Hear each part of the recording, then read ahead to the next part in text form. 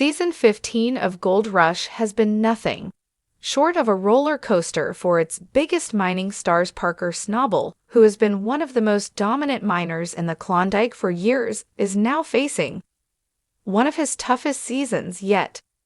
Meanwhile, Tony Beets, the king of the Klondike, is cashing in big, racking up gold at an astonishing rate, while Parker struggles with setbacks that could cost him dearly. Parker Schnabel shocking setback. Parker Schnabel has built a mining empire by outworking his competition, but even the hardest workers can't outrun bad luck this season. Parker is dealing with multiple hurdles that threaten to grind his operation to a halt: equipment breakdowns, worker shortages, and a crushing lack of pay dirt have left him scrambling for solutions. One of the biggest blows, a total shutdown at one of his key sites, with his ambitious 3-wash plant strategy already straining resources.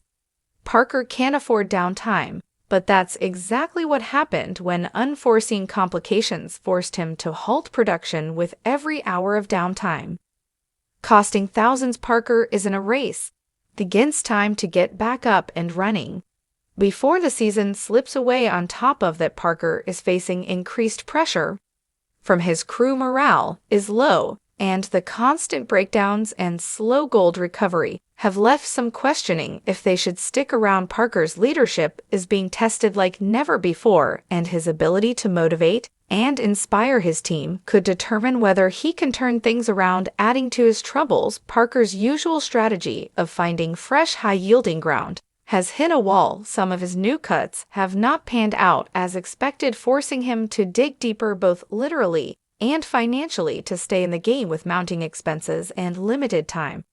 Parker is in a do-or-die situation. Tony Beets' massive payday while Parker battles disaster. Tony Beets is sitting on a gold mine, literally. The veteran miner, known for his bold investments and Noon's leadership, is raking in more gold than ever. His decades of expense, massive fleet of equipment, and prime land are all paying off in a big way.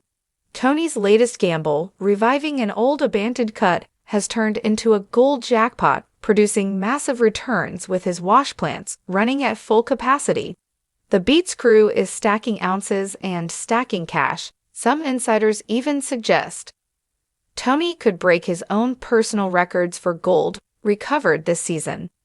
But Tony's success isn't just about luck. His years of strategic planning, reinvesting in high-quality machinery, and maintaining strong relationships with his crew are all paying dividends. Unlike Parker, who is struggling to keep his team together, Tony has a well-oiled machine of experienced miners who know how to get the job done. This efficiency is allowing him to extract gold at an unprecedented rate. Will Parker turn it around? Despite the odds, Parker Schnabel has never been one to back down. With millions of dollars on the line and his reputation at stake, he'll need to rally his team, fix his operations, and find new pay dirt fast. But will it be enough to catch up to Tony Beets, who is on track for one of his best seasons ever? One major factor that could help Parker is his ability to adapt. Over the years, he has proven himself to be a problem solver, often coming up with creative solutions to overcome setbacks.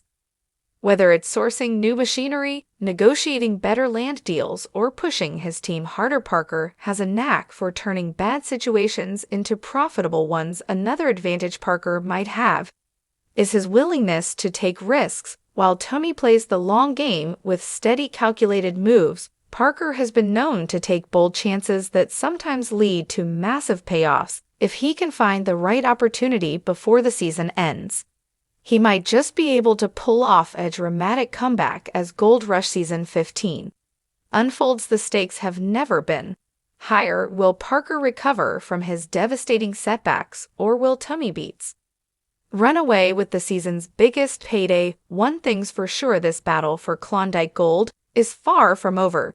Season 15 of Gold Rush has flipped the script on one of the show's longest-running competitive rivalries. Unlike previous seasons, Parker Schnabel now finds himself behind Tony Beets in the gold count. The question on everyone's mind Can Parker overcome Tony Beets for the rest of the season when operating at full capacity with his strategy a rivalry years in the making?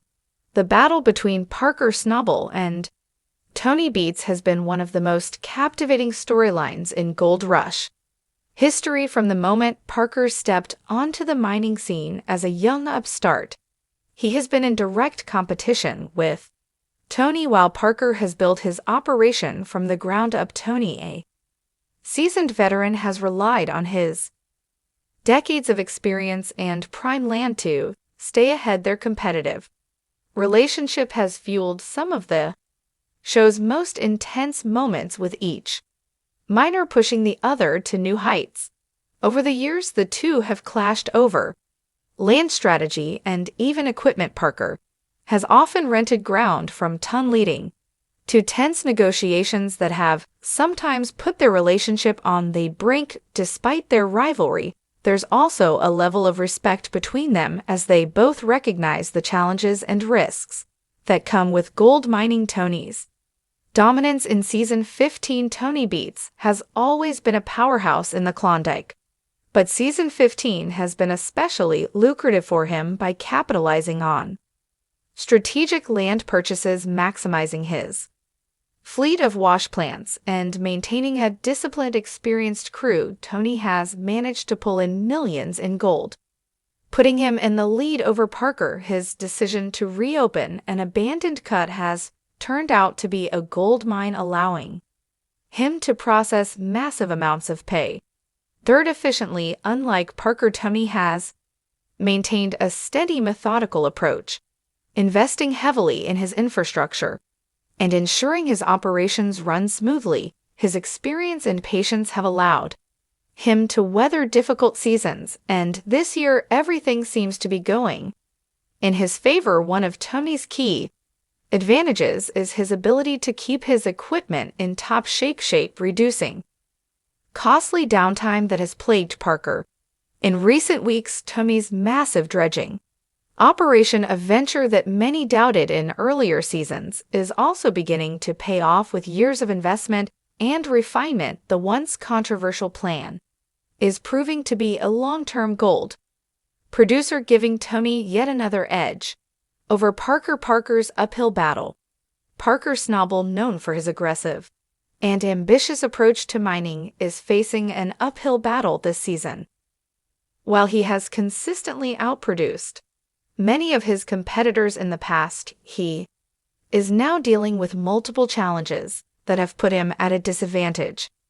Equipment breakdowns, labor shortages, and operational inefficiencies have all played a role in slowing down his gold production. One of Parker's biggest gambles this season has been running 3 wash plants simultaneously, a strategy designed to maximize gold recovery. While this approach has the potential to yield huge results, it also stretches his resources thin when everything is running smoothly. Parker's operation is to be reckoned with, but any hiccup, such as a mechanical failure or a delay in pay dirt, can bring production to a grinding halt. In addition to mechanical issues, Parker is struggling with crew retention, with high turnover rates and a need for experienced hands. Finding skilled workers who can keep up with the intense pace of his operation has proven to be a significant challenge. Unlike Tony, who has a loyal crew that has worked together for years, Parker is constantly training and replacing workers, which impacts efficiency, adding to his troubles. Parker's usual strategy of finding fresh, high-yielding ground has hit a wall. Some of his new cuts have not panned out as expected, forcing him to dig deeper, both literally and financially, to stay in the game with mounting expenses and limited time. Parker is in a do-or-die situation. Who will come out on top? The rivalry between Parker and Tony is more intense than